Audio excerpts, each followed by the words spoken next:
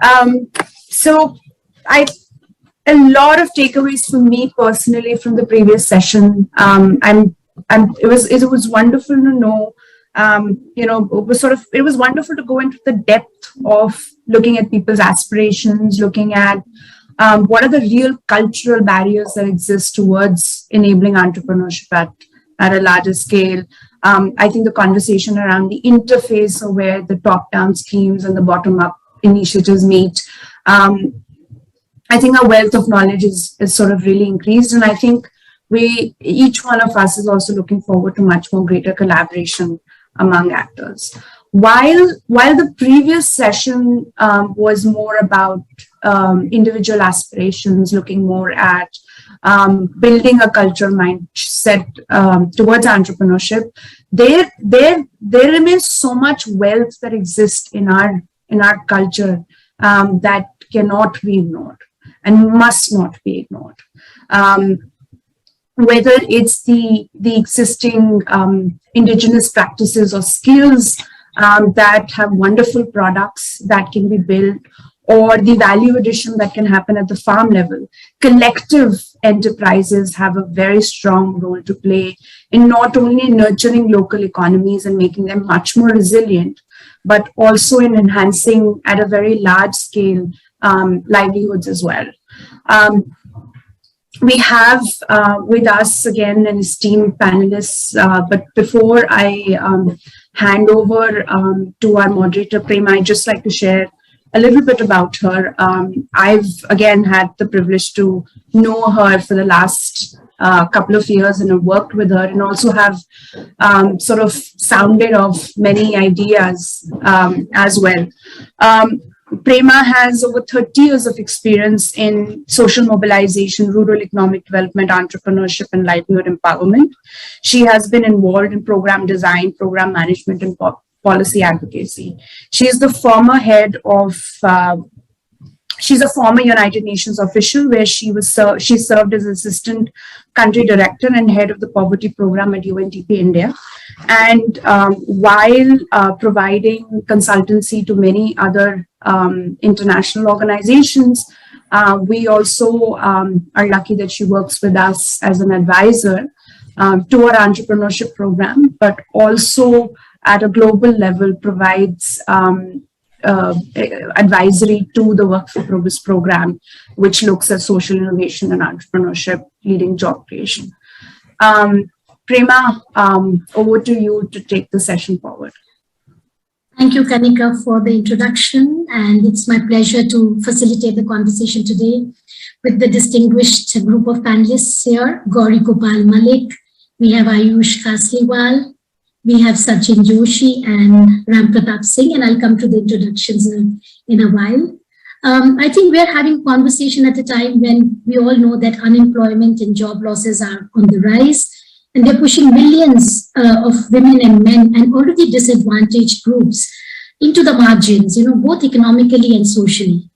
We're also talking at a time where aspiring young adults, men and women again, boys and girls, are looking for opportunities that lead to constructive engagement and employment. And it is in this context that we're looking at clusters of artisans and farmers as an emergent ecosystem for resilient local economies. So we're looking at about 5,000 to 6,000 existing clusters, and we're also looking at how more and more can come up in the near future as sites for generating jobs for people where they live and for people who have deep roots in their craft and the land they till. And they have immense pride and sense of identity associated with what they do. And before, I think, starting, we thought we'll bring Jayanti from the LAC cluster in District Gumla of Jharkhand, and to talk to us and share her ideas on how she's looking at her cluster as it grows and brings economic prosperity, not just to the members, but also to the region. So if Imran, if you can help us listen to Jayanti from Jharkhand. आप सबों को जोहार। मेरा नाम जयंती तोपनो है और मैं कोटबो गांव की हूँ। अभी हमारे यहाँ एक क्लस्टर बना है उद्यम उत्थान समिति, तो इसमें अभी हम लोगों का 500 महिला जुड़ी हुई हैं और 500 महिला जुड़ के मतलब 100 महिला अभी यहाँ ला और अन्य वनोपज प्रशंसक हैं और मैं यहाँ अध्यक्ष हूँ। अभी और भी महिला जो गांव में जो हैं उन महिलाओं को जागरूक करके और यहाँ तक जो भी हम लोग पहुँच पाए हैं और किस तरह से हम लोग और अच्छी तरह से काम करेंगे, यही मैं उनको सुझाव देती हूँ। प्रोडक्ट हमारा यहाँ बन रहा है ला, चिरौंजी और इमली। अभी हम लोग मतलब इस मार्केटिंग मतलब इस हमारा जो प्रोडक्ट है उसको अभी हम लोग ब्लॉक स्तर से और जिला स्तर से भी हम लोगों ने इसे एडवर्टाइज भी किया। अभी हम लोगों मतलब यहाँ काम करके हम लोग मतलब स्वतंत्र हो गए हैं कि हम अपने ऊपर जो भी हम लोग पहले हम नहीं खरीद पा रहे थे वो चीज अभी हम लोग खरीद के अपने बच्चों को भी दे रहे हैं और अपने लिए भी हम लोग कुछ कर पा रहे हैं। महिलाओं से अनुरोध करते हैं कि वो जागरूक हो और अपने मतलब घर से थोड़ा बाहर निकले और अपने आप को सक्षम बनाने का कोशिश करें। धन्यवाद। So that was Jayanti from the LAC cluster in Gumla, Jharkhand. And this is a cluster, as we know, as she said in Hindi, so I'm just translating a little bit. It's a cluster with 500 women, all tribal. And it's been supported and developed with the support from Udyogini and Development Alternatives. The cluster is involved in producing lac, chironji and tamarind, and the women are not only designing the products but also adding value for selling it in the market. It is one of the 23 clusters under the Spurti program, the flagship program of the Ministry of MSME. And these are being managed by IMEDF, which is Indian Micro Enterprises Development Foundation, which is the nodal agency for the Spurti scheme. And it's a Section 8 company under Development Alternatives Group. We'll now carry this conversation forward with our esteemed panelists who have joined us today, and I introduced them very briefly by their names, and I have the honor of introducing them in detail. Gauri Gopal Malik, she began her career as an investment banker, but 2 years into her job, she followed her heart and founded the Skilled Samaritan Foundation in early 2012. Sirohi, the trademarked brand of the foundation, is a sustainable luxury brand of handcrafted homes and lifestyle products. Her vision is to build a micro-entrepreneurship platform with the objective to foster gainful employment and financial independence for women who have limited or no income opportunities, so they too can lead a life of dignity and respect. Ram Pratap Singh is a social entrepreneur and a conservationist. Starting with the venture Chambal Safari, a successful eco-lodge attracting tourists from across the globe, he then got involved in setting up of the Chambal Agri-Tech Incubator Producer Company that aggregates agriculture products such as olive, varieties of tea and mustard, and markets them across India. He's also the regional convener of Intact Agra chapter and member of the River Watch Group, has been associated with the Uttar Pradesh Tourism Promotion Board and the UP State Wildlife Board. Sachin Joshi is at UNIDO and heads the Facility for International Cooperation on Inclusive and Sustainable Industrial Development. Sachin is a sustainability professional and has been consulting for public and private sector. He has been the policy director of B20 during Saudi Arabia's presidency of the G20 in 2020 and is now helping relevant agencies prepare for India's presidency of the G20 in 2023. He has also led CII's Center of Excellence for Sustainable Development. And coming to Ayush Tasliwal, he is India's leading design thinkers, practitioner and advocate for artisans. He is the co-founder of AKFT and Anantya, interdisciplinary design companies based in Jaipur. All aspects of the business practices of these companies reflect social consciousness and sustainability. Through inclusive business practices, he redefines ancient local craft traditions and artisan communities by providing design, technology, capital, and creative collaboration. He works in multiple ways, from small batch manufacturing to artisan-driven orders, finished at his factory, to interiors and large-scale on-site installations throughout India. So welcome to all the panelists, and I think I'll just give a little bit of background on what we are planning to explore in this 1-hour discussion. We are looking at exploring the ability of collectivization effort through clusters in aggregating and adding value to local produce, making them competitive and providing support for their long-term sustainability and economies of scale. We're looking at collectivizing approaches and business models, especially those that turn communities and their organizations into thriving centers of value creation, and with opportunities to work at different points and even higher points of the value chain. We're also going to explore policy shifts that are needed at micro, meso, and macro levels that create an enabling architecture for collectives and encounters the dominant top-down approaches and processes, which is something that we discussed in the previous session also. And finally, we'll explore possibilities to infuse innovations within cluster development initiatives, ways to combine indigenous resources, skills, and wisdom with cutting-edge technology, and to look at support systems that can stimulate collaboration between the different actors, facilitating agencies in a manner that it leverages more resources for the clusters. So against this backdrop, we'll start with Gauri and Ram Pratap, both of who are entrepreneurs in their own right and are closely associated with developing clusters in rural Uttar Pradesh. So Gauri, I'll first invite you to share what propelled you in this direction, what made you make this major shift, and how did you and the women, you work with primarily women from marginalized community, so how did you all navigate the social, the cultural, and the economic terrain to bring the cluster to where it is now? It's an all-women collective, and it is that grew during COVID times. So over to you, Gauri. Thank you, Prema, and for inviting me for this panel. Again, at par with like veterans from the space. So I'm really humbled and honored.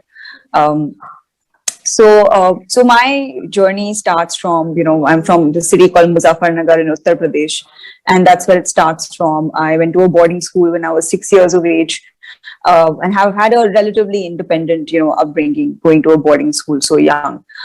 So while I was there, every time I would come home for my holidays, I would see my mother very financially, emotionally dependent on my father. And this is something I noticed was the plight of women, and still is the plight of women, whether they're in rural, urban homes. And this dependency has always been there. The women that I work in Muzaffarnagar district are essentially, women who have been married very young when they were, 13 to 15 years of age. They lack an education. They were not they've not been educated. So they're very limited in opportunity. So the employment pool is very restricted for them.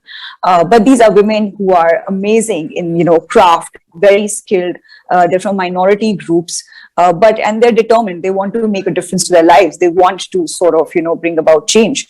So essentially, the idea is that, for us, it was that how do we essentially, use the existing skill sets of women, leverage those to make products which are well designed, utilitarian, and at par with any other premium brand that there is out there, while creating, impact and livelihoods for these women. So that's how we initially started. We started our work with just one woman because everyone else said no. The area that we work in, Muzaffarnagar district, women essentially thought that they were not allowed, to work. Because of that, one woman said that I will work behind the closed doors of my home. You give me work. So we started with one, and now we work with over 750 plus artisans in the area. So what we decided to do was that, we started our work in October 2020 with one woman, 37 products, and, Sirohi has grown since, only because, we have been able to leverage technology excessively. And we, sort of worked within the existing resources that existed for the community. We worked with our existing craft skills. We worked within the existing raw materials and resources that she had. We worked with essentially, what we couldn't, as a community that was so closed, we couldn't really break age-old barriers. But what we said that we can bend them, we can bring about a little bit of change there. And that's how we started. So the women that we work with are, really good with their skills in charpoy weaving. And, so we said charpoy is a product which is essentially, very traditional, not very relevant to the times of today. And I know Ayush has done multiple exhibitions and, installations, around charpoys around the country. And my first project, that I won and started and was inspired by was, something that Ayush had done, I think 2 to 3 years ago at Serendipity Arts Festival. Which is called the Charpoy Project. So the idea was that how do we take the Charpoy form of weaving and create utilitarian products for women, that are still relevant to today for a domestic and international global buyer. We started out in, 2019, late 2019, and by 2020, COVID hit. And we work in a very decentralized model where all the women essentially work in their homes. So we said that with the penetration of smartphones in the country, where 700 million Indians are online, and tens of millions are going online, as the years go by, we see this penetration where women had access to WhatsApp, YouTube, Pinterest. So what we did was we essentially, as an organization, connected with designers from across the world. And you use 3D drawings developed by designers and started sharing those with artisans on WhatsApp, taught artisans how to get on, Google Meet links and links like these to actually learn how to understand these drawings and create a product where the raw materials were sent by us. So during COVID, we transitioned our entire, backend online, where all the master artisans could essentially understand how to develop a product without anyone physically being there. The designers were never there in Muzaffarnagar, they were all sort of working online. So, what I call is, it became a digital model as such, digitally we were empowering them, physically they were, working.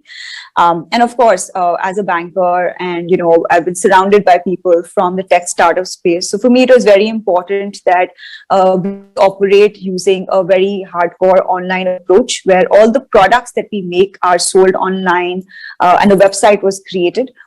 So essentially, the front end and the back end of our organization of Sirohi is layered with technology, and the products are essentially catering to a buyer across the globe. So in terms of I think technology, COVID, that's how we were able to, I think, do a lot more. We saw 3x sales during COVID. We onboarded, I would say, 350 plus artisans during that time, when a lot of artisan clusters were seeing losses because they were very dependent on offline market, on exhibitions, pop-ups. So that's how it was. And I think, having done a little bit of research, I've understood that unfortunately, India contributes to, just about 3% of the global handicraft markets, and most of it is, you would say in Bangladesh, Africa, Sri Lanka. And why is that so? Because the second largest, employment generating area is the artisan economy in India after agriculture. So why are we such a small contributor to the global market as such? So I think having understood some of these, having understood some of these challenges, I think leveraging technology and really bringing the cottage industry online is the way to go and solve for some of the problems where you can replicate what we're doing and plus give access to women, because there are lots of women, a lot of talented artisans also, who are limited because they can only work in their homes. Just because they're working in their homes does not essentially mean that they should not get an opportunity, right? And that's the kind of problem that we're aiming to solve at Skilled Samaritan, which is the foundation, and Sirohi, which is essentially the brand of the organization.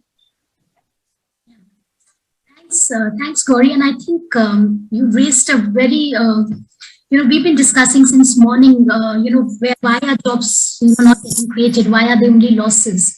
And I think brought onto the table is that you've been able to connect the many dots. You had the idea, you had the dream, you were able to connect with the women who had the determination, which was not visible, and they had craft skills. And I think it could have stayed there. But I think you were able to, and that's the kind of things we're looking at, how do you bring in technology, the knowledge, the markets, and, have benefits going more and more to the producer. And we'll talk more about it as we go along. And I'll bring here Ram Pratap Singh here, who's working with farmers looking at traditional crops like mustard, but also at olive, which is an introduced crop in India. Starting with Rajasthan, and now we hear it's moving into UP and other states also. So Ram Pratap, if you could share with us your journey of bringing entrepreneurial energy to the region, which is not the best of places to start a business, and your vision and work on the organizing of the producers, and if you could also share what factors and support systems help unlock the potential of farmers and opens opportunities for them to move up in the value chain. In your case, it's to do with agriculture produce. So Ram, if you could. Thank you, Prema. I hope everybody is able to hear me. Yes. So before I go on to the Chambal Agritech Incubator enterprise, I would go back in time to 1999 when I moved back to Chambal. And Chambal, as you said, was not one of the best places to be then, certainly, with bandits all around. But the challenges for me, I came back to my ancestral village with no business plan, no ideas in particular. I just had inherited some land and I wanted to do something productive with that. When I got back, I realized that there was a tremendous potential for ecotourism in the Chambal, because the Chambal River supported a huge biodiversity, and avian biodiversity and reptilian biodiversity. And so there was something that could be showcased. But there were challenges. The biggest challenge was not from the bandits or from the outlaws. The challenge was from the mining or the illegal mining lobby that was operating in Chambal at that point in time. And while we are trying to introduce ecotourism, the miners were taking away the valuable sand from the sandbanks of Chambal for being used for construction purposes, and that was destroying the ecosystem completely. As quickly I would like to tell, these sandbanks are the habitat where the gharials and the crocodiles nest, and many bird species in and around Chambal make their open nests on these sandbanks. Now these miners had a modus operandi. They were not from the area, but they employed local people. So they had a decent support within the local community, and the local community was, in a short-term perspective, able to make decent revenue from these miners.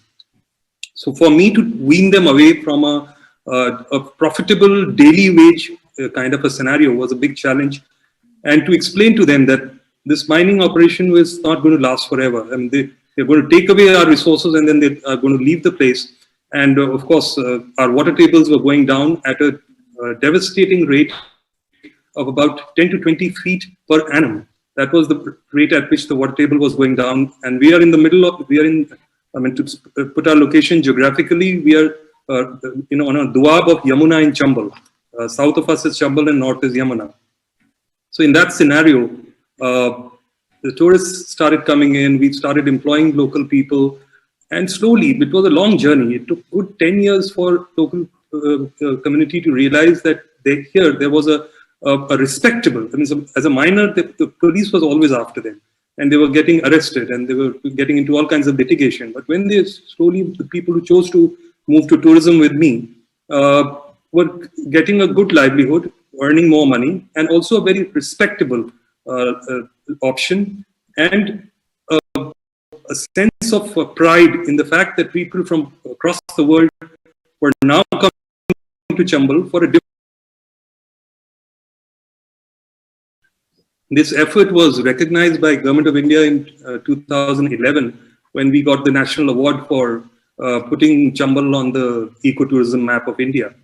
And then in 2014, this enterprise, so today our cluster, the ecotourism cluster, comprises of about 100 families, which includes people who work for the ecotourism enterprise, our boatmen, our naturalists, our guides, and then our vendors and suppliers who are supplying us poultry, vegetables, all kinds of other consumables. This is being done in a very sustainable and reliable way, where In 2014, we were judged as the best eco-lodge across the globe. And one of the criteria for this responsible travel organization, which selected us for this, was that almost 70% of the revenue generated by the enterprise goes back to the community. And that's where I think we score well. So just to sum up this story, so today Chambal is if you look at any of the European itineraries or American itineraries for bird watching and for wildlife photography in India, Chambal is almost on all the itineraries. We are getting a few thousand international travelers before the pandemic happened, and quite a substantial number of travelers from within the country. We've been running very successful training programs with community children, our local villagers. So all that is on, and then we somewhere hit a plateau where ecotourism by definition is not a mass tourism kind of an exercise where you beyond a point, if you have a footfall, then that can be destructive to the very ecosystem that you are trying to protect.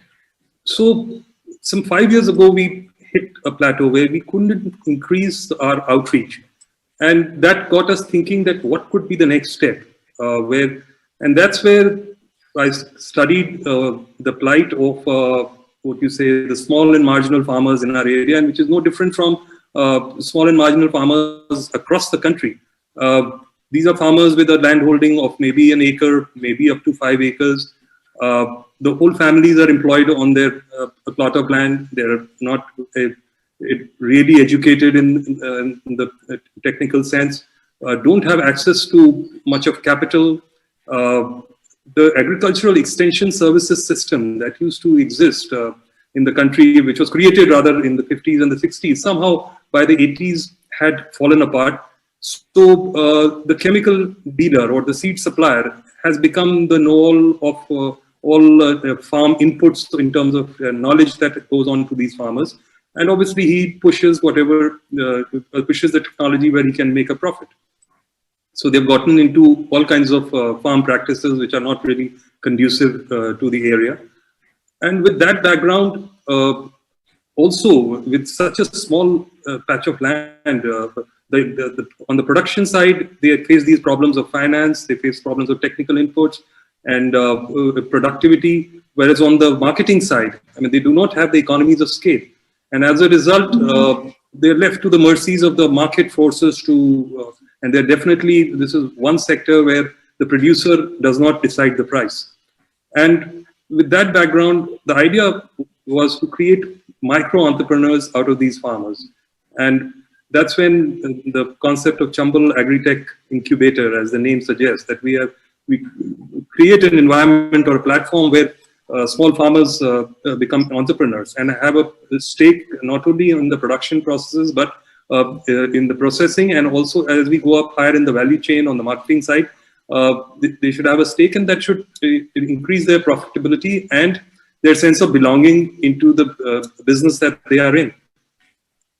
So at the Chambal Agritech Incubator, we started sort of a mix of going back in time and at the same time bringing in a crop which is from the future.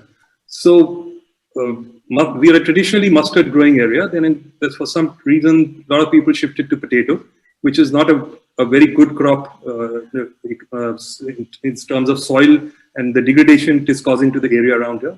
So we went back to traditional mustard, and for which for 2 years we set up a demonstration unit where I was able to prove to my partner farmers. And so this Chambal Agritech Incubator is a farmer producer company and organization, and it has about 610 partner farmers. And the equity is not in terms of money. The equity in a FPO comes in terms of how much land you commit towards the operations of the company. And then we all collectively, individually farm it, but collectively we are able to, given the technical inputs, collectively procure. So if we have to procure seed as 600 individual farmers, we will end up paying an MRP. But when we procure seeds for 600 farmers together, we are able to negotiate. And we are able to afford experts to come in and split the consultancy cost amongst the partner farmers. So the production side, we are able to streamline.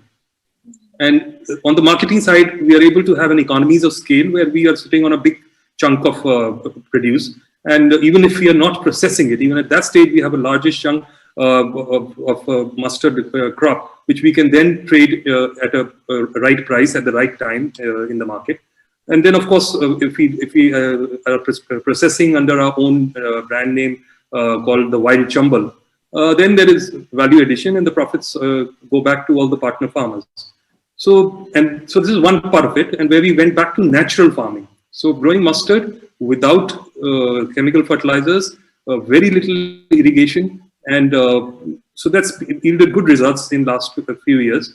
And the crop from the future is olives, so which was not being grown in Uttar Pradesh, and even to most of you, it might sound that olives only grow around the Mediterranean region. That's what the branding we associate with. But olive is a dryland crop. It has been traditionally growing in India under the name Jaitur. It used to grow wild and finds mention in Ayurveda. The varieties, the saplings, we have introduced. I think, Ram, I'll stop you here because I think we would like to come back to you on olives and technology. And I have I think we'll have a round of questions on that. But I think what you bring on the table today is that it's possible to look at, clusters, at collectives, at farmer producers, organizers, not just as businesses, but as responsible businesses with a strong, with a very close eye on the environment, with a close eye on, the returns going back to the community. And I think this is something that is being discussed in the cluster community, that how do we look at, incomes increasing quite a lot for the farmers, for the producers, and how are they part of the economic organization, in this case, a producer company or the eco-lodge that you spoke about. So we'll come back to more details, but thanks for sharing your experience. And I'll now move to Ayush. Ayush, already I think Gauri referred to you as being inspired for the turquoise, and I think you work so closely with artisans on the design element of their products, and you also come with a very deep understanding of markets and consumers, and which is a big piece and not understood by all so well.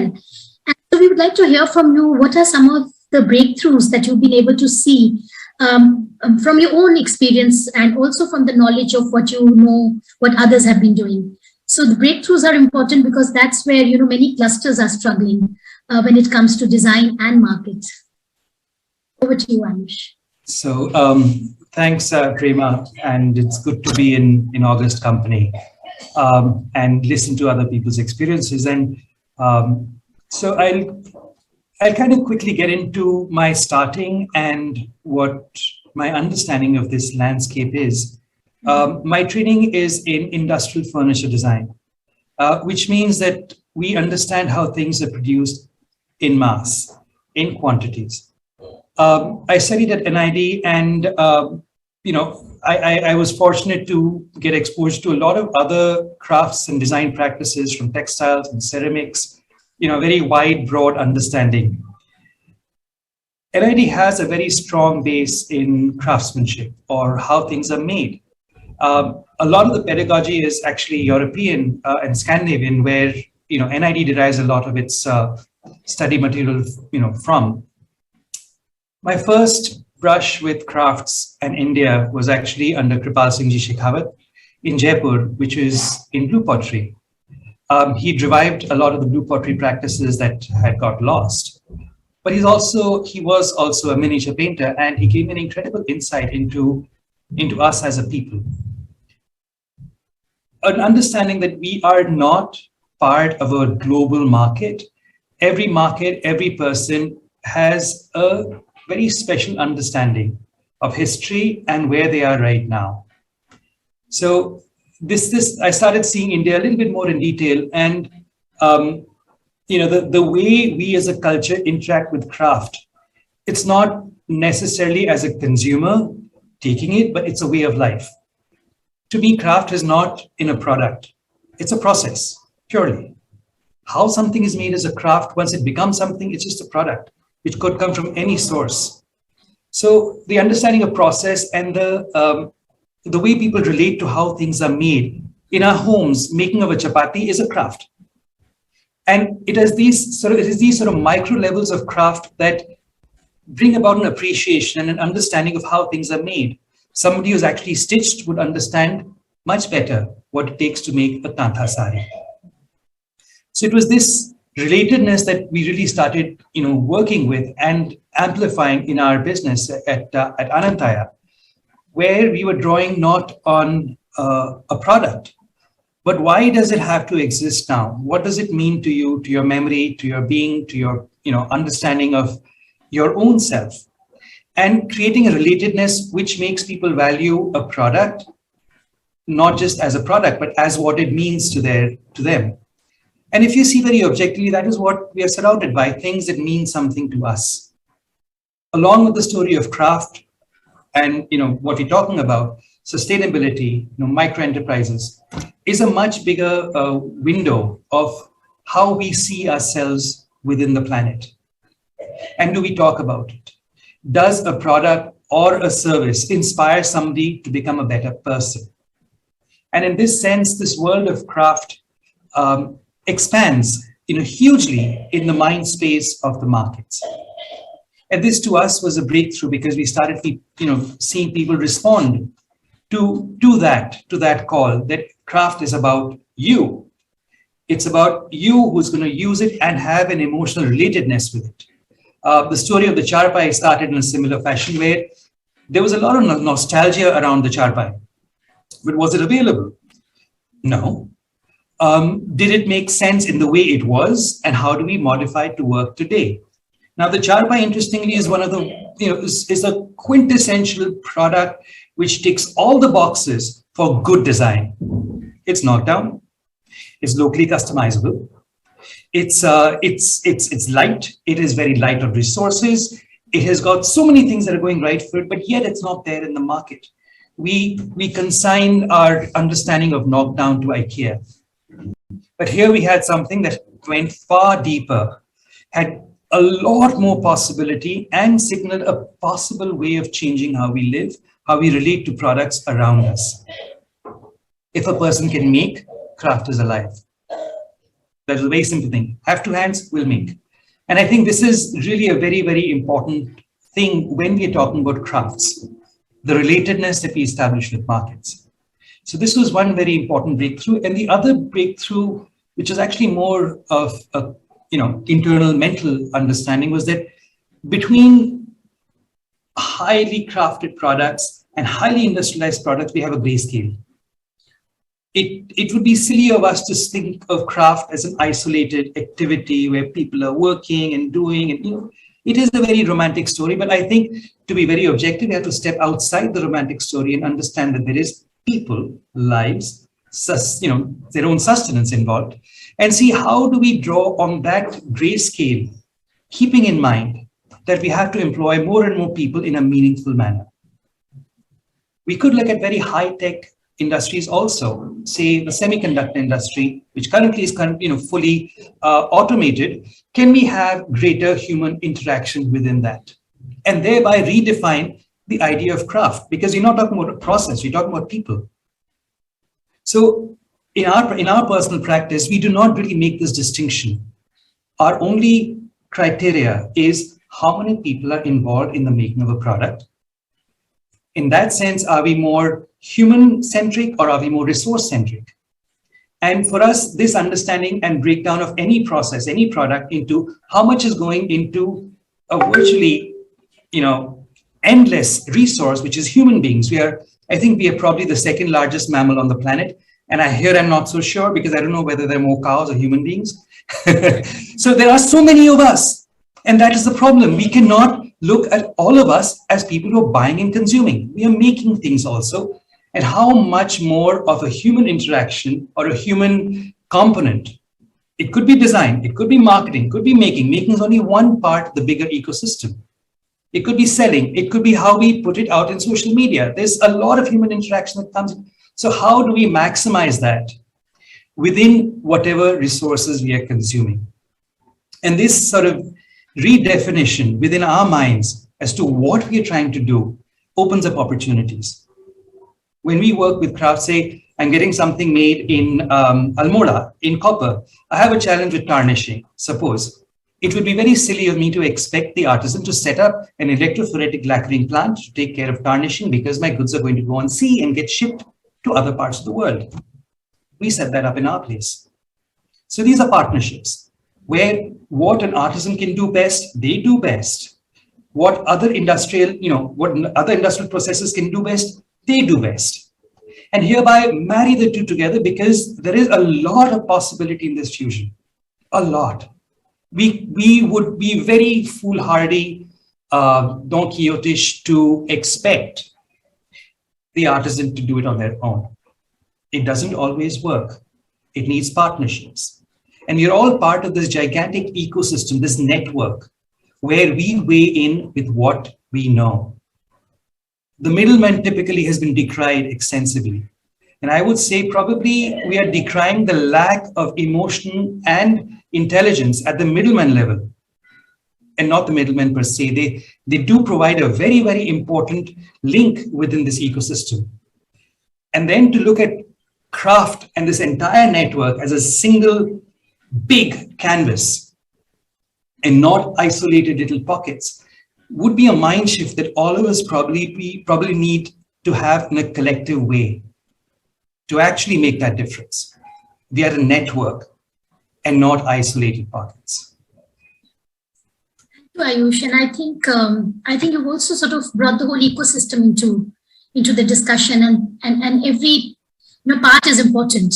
The only thing I think we are all sensitive about is that there's no exploitation at the producer level, and I think that's where your emotional relatedness is also important, because people wonder if it's handcrafted, it shouldn't cost so much. There is a whole world which thinks like that, and I think there's a lot of work to be done, and I think organizations such as yours is doing a lot of work there. So thank you for your inputs today. I'll move to Sachin, who's, Sachin, at UNIDO, you work on all facets of cluster development and also the range of stakeholders. And as we've been talking today, we've been hearing a lot about that. But, with you, I was thinking if you could share your thoughts on the issue of innovation, on the need for continuous innovation and technology in the functioning and the growth of clusters, because you work with a range of them and for several years, and how both these inputs of innovation and technology can bring more economic prosperity to the communities. So we're looking at those kind of innovations and technologies. Sachin. Thank you, Prema, for that question. And first of all, also thank you for having me on the panel. Great to be here. So what we heard from these three very good examples on the panel is also is an evidence of individual stories and successful ones there of the technology and innovation that can be applied for clusters to grow and succeed and sort of partly solve the problem of employment that you mentioned. Now, UNIDO works on largely on manufacturing clusters, and that too, capital goods and engineering companies and those kind of clusters. But we have also worked on clusters which are also talked about on this panel. So they could be related to crafts, it could be related to even agro products and things like that. So let me sort of talk about innovation technology related to those kind of clusters. So there's no doubt that technology and innovation is absolutely required, essential, and it definitely has a positive impact. Even Gauri mentioned how she's used technology even as basic tools as WhatsApp to get the job done during the pandemic. So there are those solutions that are available which are at mass and can be easily deployed, and it's not difficult for those craftsmen or producers to apply. So even in agriculture, there are now a lot of agri-tech companies who work with farmers using various, technology solutions to help improve the produce and uh, what have you.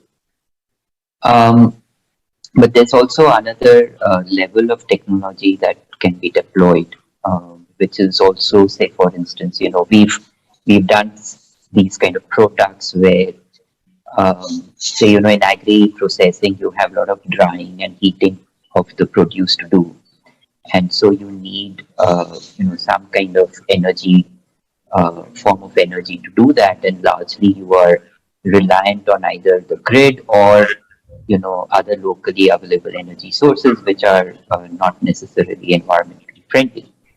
So that's where we would step in and say put to use some solar based solutions to get that process done.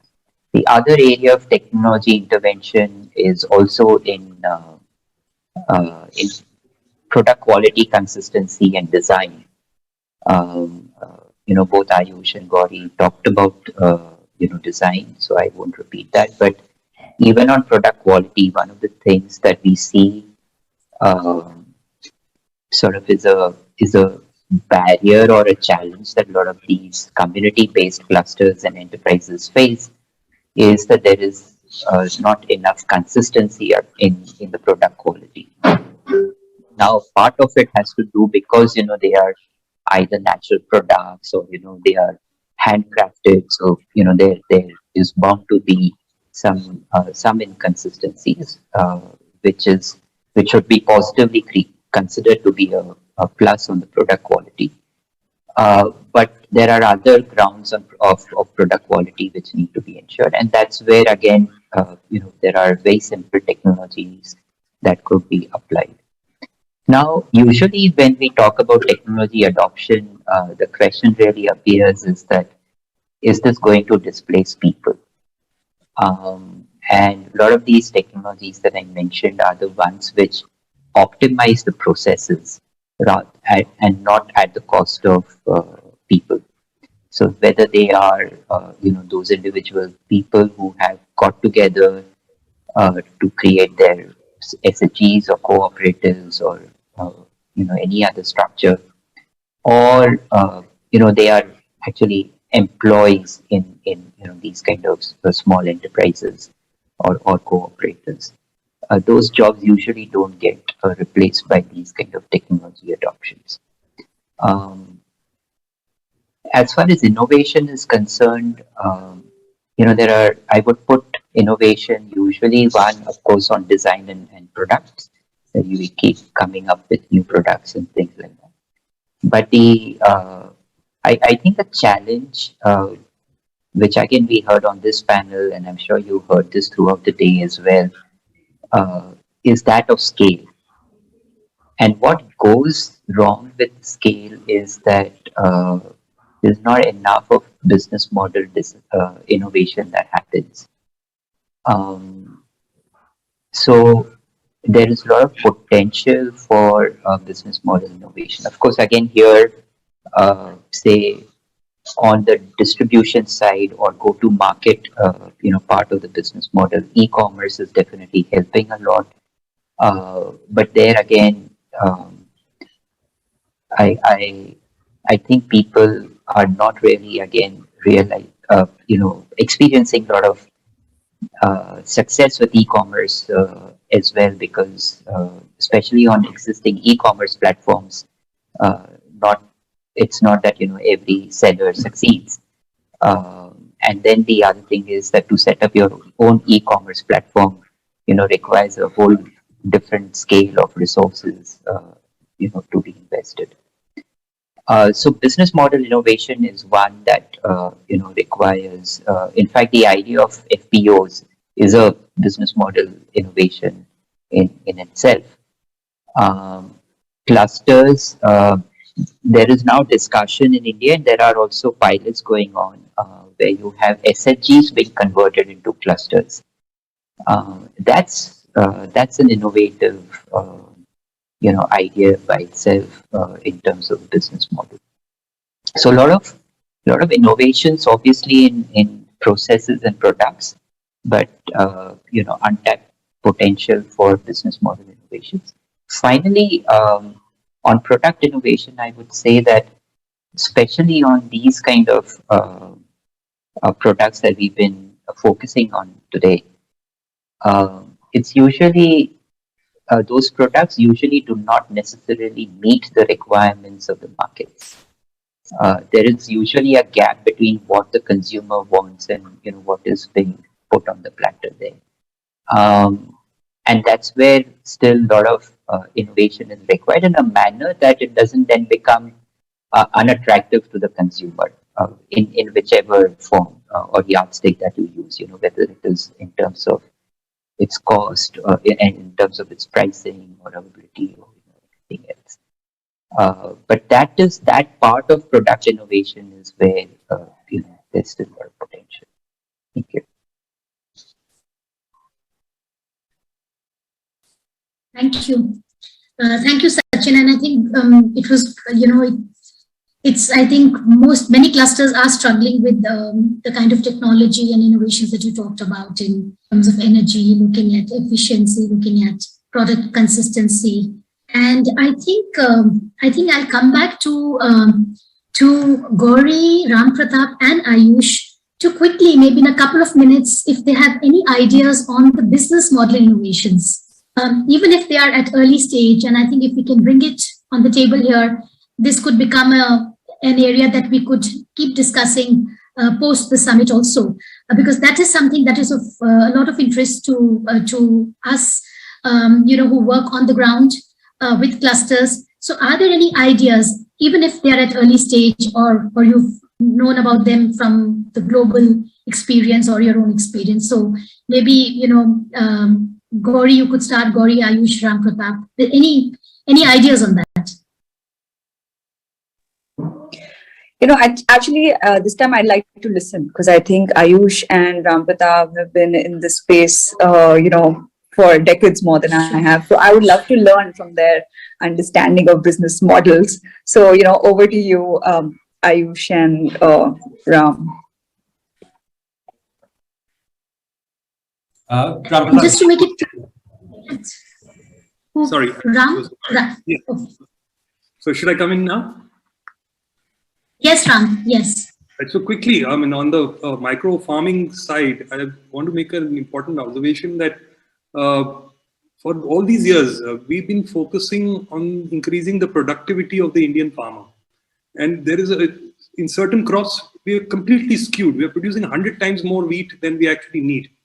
And just in this quest for increasing productivity, what is needed is to go back to efficient farming. And by efficient, I mean that the costs have to come down, the amount of water you consume has to come down, fertilizer consumption has to go down. But productivity, even if it comes down a little, does not matter. The profitability for the farmer goes up. That's on the production side. And then on the marketing side, the moment you give the farmer a stake in the value chain, and it's a long process, but this is something which you need to carry forward. And in various recommendations to the governments across the country, that they have to just get the farmers into the value chain. And if they're able to do that, I think a lot of problems of the farm communities will be resolved. Thank you. And I'll just dip in with a few thoughts that I have. I think the craft sector has generally been over-romanticized, for many years, which has also given us the mindset of an artisan is a person who, like an animal in a zoo, is supposed to work with their hands, work into whatever. It's very nice. I think that's a big mindset change that we might have to look at and see how we can have a larger network of people who support each other. So having worked deeply in the craft sector, some of the most sustainable craft practices I know are people who provide components that are then processed onwards and taken on. So when we have textile weavers, the most sustainable ones are the ones who've got a set clientele, who produce the fabric, which is then consumed by other people to make other products and sold onwards. The entire ecosystem of making a product, selling it, is massive. It really drains resources. the people who make, there's a whole cycle of investment involved, in this entire thing. So where's the investment coming in, and what form is it coming in, and how does it get redeemed over time? So it's a very big understanding that is required for infrastructure development, common facility centers. That entire thing has to be rethought, and ownership of common facility centers should be with the artisans, which it normally is, but is it managed by them? Not always. So this is one area where we have to see how cooperative action and building of a network become very, very important, almost central to the exercise. The other thing is the challenge of communication. I know Sachin was talking about how what is offered is not the same as what a customer expects. But in this day and date, a customer's expectation is malleable. A lot of it can change by the use of right words, the use of right images. And that is a very large missing within our sector, because the general way in which our products are presented fall way short of what a customer is enticed by. So I think that is the other, massive missing, which is purely in the area of communication. If you look at, art, crafts, or is the act of making talked about in media? Barely. Very small fraction does actually engage in that. And also the, what Sachin was talking about, business model innovation, I think that is probably the first and most important aspect of any enterprise. Who are we making for? What are we making? How long can we afford to stock it? What is the investment we can put into it? The key thing in any business, not just a craft, is how fluid you are, how quickly you rotate the stock that you have. And that is something which becomes a challenge, because in the craft sector, stock is the biggest, by far the biggest challenge that there is, because people build and stock. It does not move. It does not follow a cycle that has got some form of predictability. The idea that an artisan can go sell things in an exhibition, yes, very good, but you hit a scale very, very quickly, because as the pandemic has shown, things are highly unpredictable. And dead stock means your capability to invest in future stock is hugely limited. So this fluidity is probably a very key component within the craft sector, which is largely ignored by in most business modeling, as well as by design, by designers who design products that may or may not sell and might yield stock that is high on investment, but low on throughput. So these are a few thoughts that I have. And it is a lot of this is not just for crafts. It's also, as I'm sure Ram would know, also in the area of agriculture, because stock is the biggest problem out there as well. So I think an understanding of how money works is something which has, which is a challenge. So I think that requires a lot of management, inputs and education at basic school level. Enterprise is something that should be taught class 3rd onwards. How does an enterprise work? And this is really where I would say design needs to focus on also, is how does an enterprise work? What is the right product for the right market, and what is the right fit? A great product that doesn't sell is of no use to anyone. Thank you, Ayush. And I think and Ram too. I think since morning we've been listening to the plenary, the session before this one. We've been hearing about how we have to start young on entrepreneurship, because it's still something that we look at, as a last resort, not just, in the larger communities, but also among people who've got education. And therefore, I think that's why we struggle with things like this when we reach a stage where we are looking at clusters and all. And I think this is something going forward. I think DA would also like to take it forward, and probably we could, do some more deeper work together on this. There are a couple of questions. And maybe before we come to the question, there are just two, because they're linked to the same question that I was thinking of posing. With a minute each, if you were to look at more community-owned clusters to flourish and increase in numbers, then what would be, that one big thing that you would see change in the ecosystem around the clusters? of producers and artisans. So in the ecosystem, what would be that one big thing at this point, what you think is important? If you could take a minute each, and then we would come to the questions. Okay, so I think I'd love to answer that one based on my experience so far. Is that I think technology, India, has recently moved from being a low-income economy to a middle income.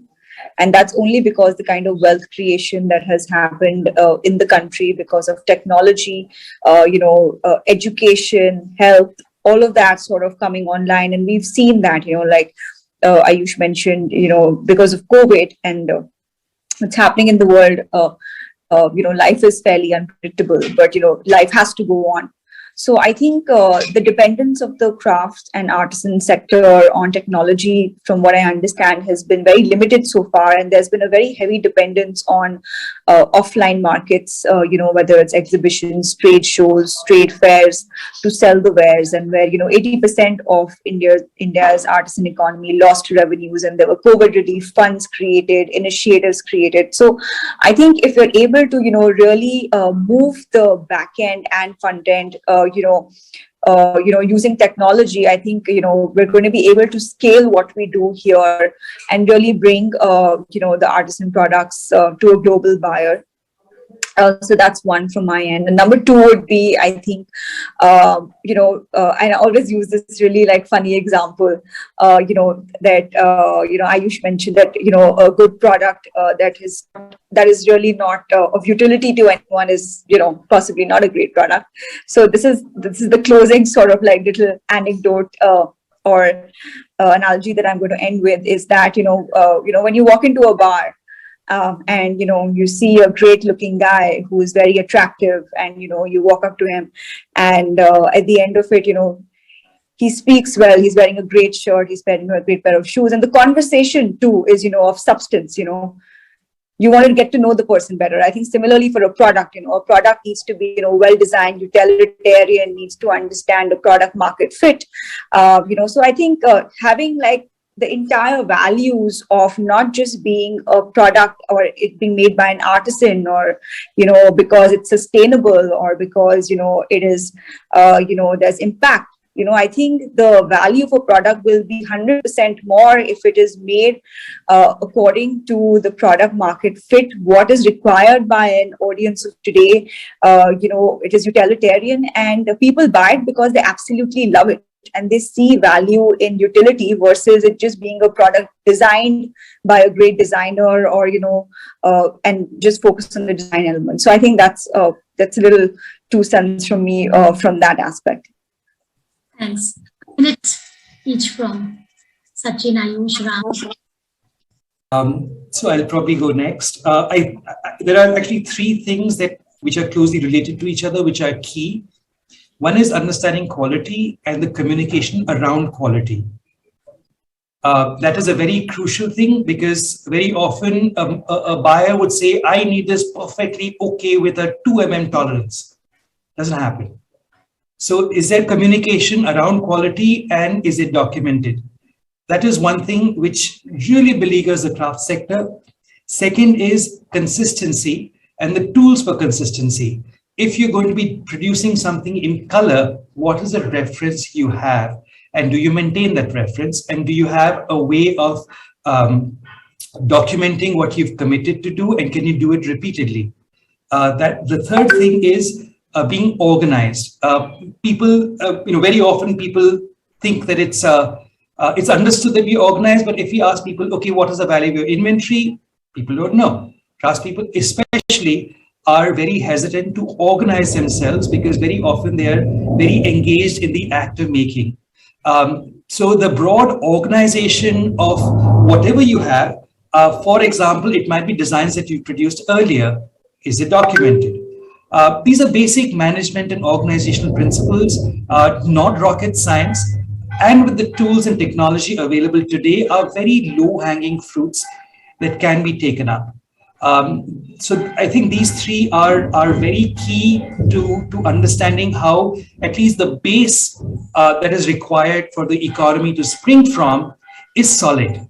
So these are 3 things that need to work. Obviously, with a bigger, better understanding of how money works.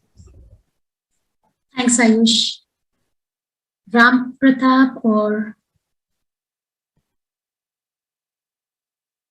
who will go next?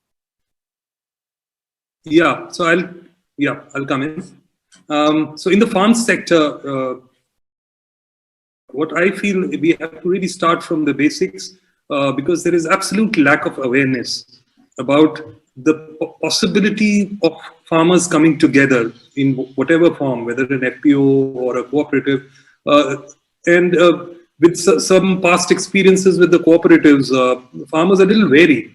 So what we need to do is spread awareness, identify community leaders and turn them into farmer entrepreneurs, because community leaders probably draw a sense of security within their community.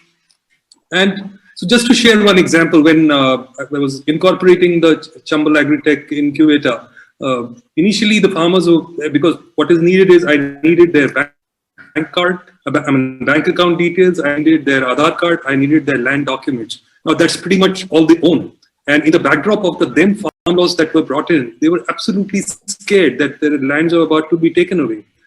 So it took a lot of effort from our side to explain to them that we were going to give back to them, not take anything away.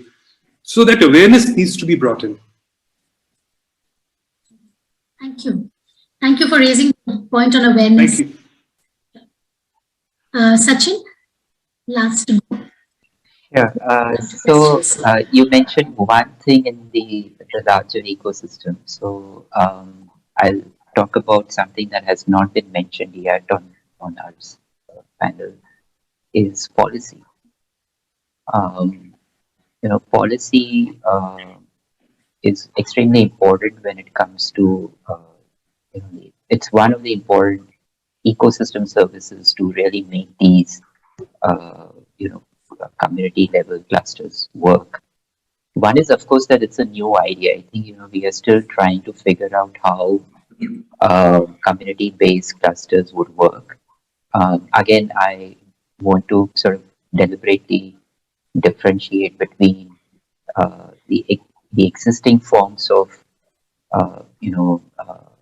enterprises like the cooperatives and the others, from what is being tried out for, say, SHG-based clusters. So the pilots are still new. They are still being tried and tested. So we don't really have a lot of evidence on, what is really working and what are the challenges that are likely to appear. Now, in this case, why I mentioned policy is very important, because one is that policy is required to sort of address some of these challenges that these entrepreneurs with us have mentioned already. But I also see that even some of the current policies, or if not the policies, just the state's presence is actually becoming a barrier to the success of these clusters. Since we've been talking a lot about crafts, one of the things that I've always found interesting is that even the government procurement on crafts is, quite myopic, in the sense that it's as if, they were doing a charity, to those millions of artisans. And while the positive procurement in cases, when there is a mela or some festival to be celebrated is appreciated, and that's welcome. But at the same time, what it inhibits is to bring, those kind of products at the level of, any other, utility. Since, we've been talking about, these products also providing certain utility, there are a lot of the other utility products, and the two don't really come to a level because the level playing field is intentionally distorted, right? The intention is not to actually distort, but that's the mishap that happens, is the unintended consequence. So the policy has to get out of that uh, you know, environment of treating it. It needs a special treatment, but not of the special treatment that is being accorded now, and sort of move out of this thinking that crafts only work when, some state or a national government organizes a festival, right? So I think that needs to change a lot. The other thing is that, which you are also aware, MSME ministry has this scheme for SHG-based clusters. And I hear that, the ministry is facing challenges in scaling up the scheme. So I think, people like us need to work together and give them some very practical solutions on how to, first of all, make the ministry utilize the money that is there at their disposal by creating exactly those, policy support mechanisms, that ecosystem. Thank you, Sachin. Thank you, Sachin, also for, apart from policy, also talking about evidence not being available. I think that's a lot of homework we need to do ourselves. We don't have data. We don't have how many clusters are there. We're still working with huge numbers, right? And we don't have evidence of how clusters are doing the business. What are the business models that are working right now? That kind of analysis. And I think this is one takeaway from the discussion. We have 3 questions from the audience. Unfortunately, in this format, we can't see everyone. So, and also the people who are asking the question. The first question is from Shyam Sundar Jindal, Manjari Foundation. And he's asking, what is the ecosystem services? Can you share more on this? Would anyone like to share, describe the ecosystem services in the context of our conversation? Anyone could take that.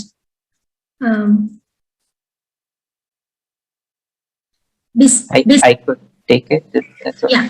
Yeah. Okay. So we just spoke about ecosystem services, right, in your previous question. So any entity operates in the larger ecosystem where you have, a lot of these support mechanisms. You have the upstream value chain where you have your materials coming in and things like that. And then you have also downstream where you have people who are bringing your goods to market and, connecting you to the customers and all of that. Then you have, other providers of, say, finance, technology, and then, of course, you have the policy environment. We also spoke about middlemen at some point, right? So, and the importance of middlemen. So, when you look beyond your entity, the entire environment that it operates in, which gives us that support to flourish, is basically the ecosystem. Now, when we talk about ecosystem services, the services are exactly the ones that I mentioned, market connecting services, finance, lending, technology, policy incentives and schemes, all those things are basically the services that come with it. There are also people who provide capacity building, which is in our context, again, very important. So those people are also part of that ecosystem, and capacity building is the service. I can probably add just a little bit to this. Is all entities are linked together through a network. Any service that affects and builds and strengthens the network is providing ecosystem services. There's not a single stakeholder who benefits, but everybody throughout the chain benefits from it. As Sachin said, it could be things that are related to policy, things that are related to technology, which connects people. There's a whole wide host of things that are related to this, and everybody in their own sector can find out what is the missing that connects the whole chain together and get the right people to provide these ecosystem services. Thank you, Ayush. We have one more question from, we have 2 more questions. From Priyam Vada from Access. The question is, how do we ensure these identified clusters are sustainable? First, let us define sustainability. It's a very often used word, and it can be used and misused in various ways. So broadly, if we say what is sustainable is what can survive now, and in the future without affecting the capability of that product or service affecting the future of itself.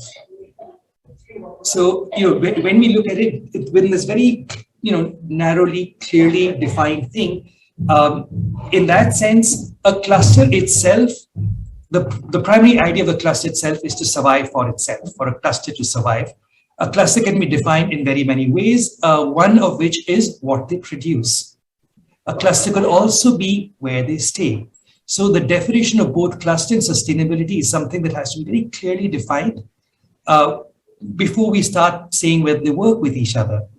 If we talk about the craft sector, say, if we, hypothetically, let us take, say, Banaras as an example. Is the cluster sustainable? Where does the silk come from? It comes from China very often. Is that sustainable? That has to do with a lot of other things. So I think it's a very complex question, has to be defined in a very clear, narrow, activity-specific way for us to be true and honest about it. So I think it would require to be very, very specific to understand what we mean by these two words and what is it that is connecting them to each other. Thanks, Ayush. And I think as we are going forward, the environmental aspects are becoming very strong from a sustainability perspective. And I think that is something that as we work on cluster development and look at these clusters which are thriving or not thriving, will have to look at environmental aspects. The last question is, I think, one which we could not discuss in this session, which was about financing of the financing needs of clusters. So here there's a question by Suraj who says, what role microfinance can play in helping the artisans in SHE associated with Sirohi? Is it being made available today to artisans to be able to buy raw materials and other resources required for making products? So I think straight for Gauri in this case. Thanks, Suraj, for your question.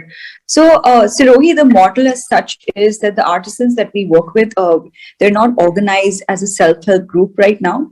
Sirohi currently, the Section 8 part of our company is the one that supports the artisans in giving them access to raw materials based on the designs that we make. So that's our model. But I think in terms of SHGs and the role of microfinance, it's excessively important because it gives artisans, people who want to work, access to certain working capital to be able to make products, and plus at the same time become financially included in the banking system of the economy. So that's extremely important as well. In terms of, like I said, with Sirohi, the aim is that, while the artisans are associated with us, these are first-time women. They're not, I think the difference here is that these are just women who had a craft or a skill set. They weren't categorized or, they're not compartmentalized as artisans.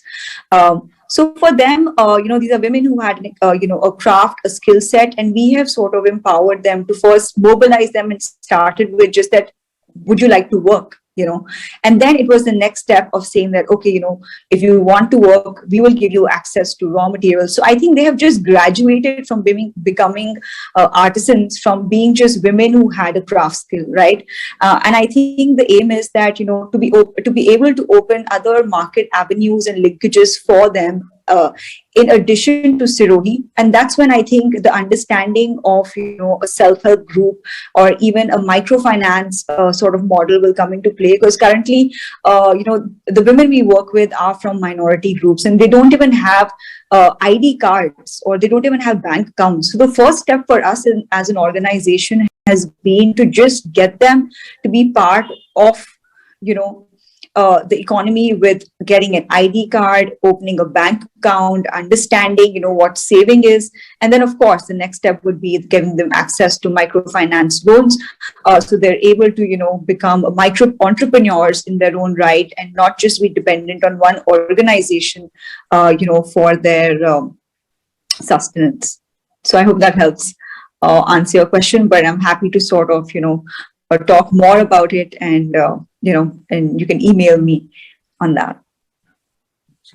Thank you, Gauri. I think since we have, Do we have about 2-3 more minutes? Arul or Imran or Kanika? Okay, I was just going to ask, both to Ram and Ayush also, when you work with, large number of farmers and you work with large number of artisans, if you were to look from their perspective, do you think they have an enabling financing environment or products that they need?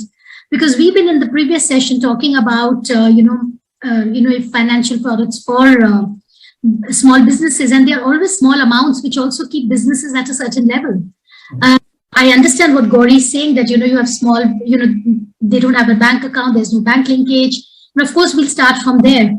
But where there is a producer company or there is a artisan cluster, which is linked to the global market, like the kind Ayush you were talking about, then there are products available for the communities, for the clusters themselves, which can help them also scale things to another level. Or are they dependent again?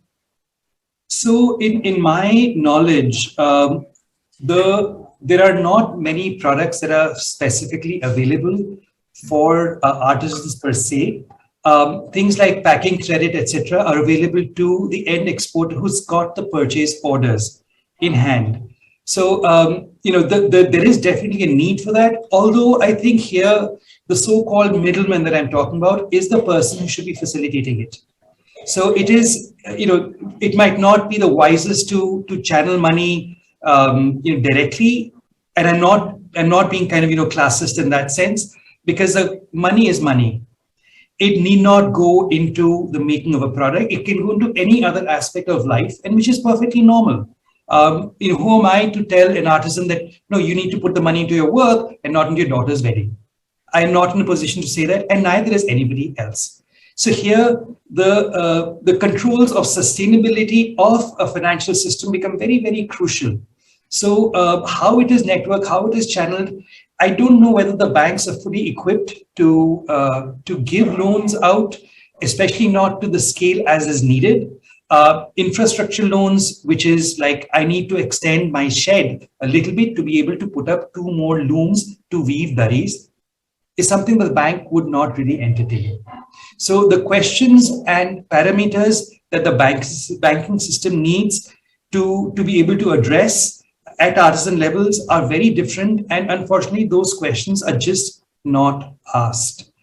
Collaterals do not really work, especially not at the rural level, because the idea of ownerships are very different. Shared, community, family-owned house, who can give a collateral, who cannot give a collateral, all these other questions start coming up.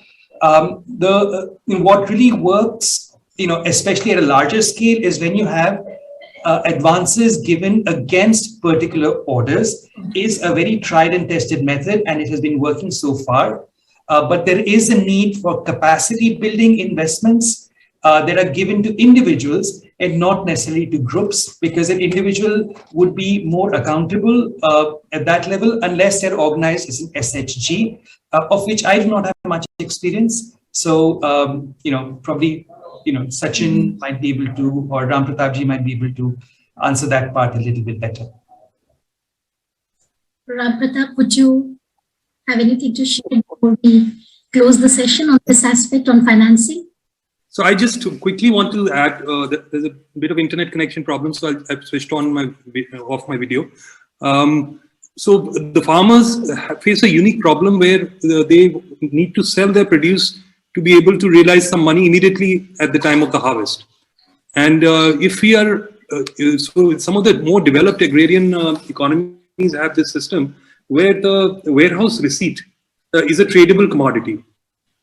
And if we can bring in some sort of legislation to that effect, where banks are able to give part credit based on the warehouse receipt, the farmers will be able to overcome this short-term fund crisis that happens every year.